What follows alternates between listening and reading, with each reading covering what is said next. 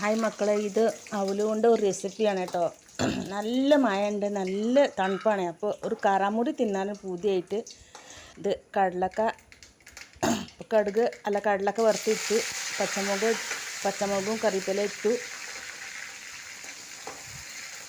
ഇളക്കി അതിൽ അവലിട്ടു. അവൽ കുറച്ചും പാടെ ഇളക്കണം, നല്ലോണം ചുവപ്പ് നിറവോളം ഇളക്കണം. ഇളക്കി കഴിഞ്ഞിട്ട് അതിൽ ഉപ്പിട്ടു, മഞ്ഞൾപ്പൊടി ഇട്ടു. ഇനി കടല വറുത്തത് അതിലിട്ടിക്കാണ്ട് നമ്മളെ മിക്സർ റെഡിയായി. മാഷാഅല്ലാ.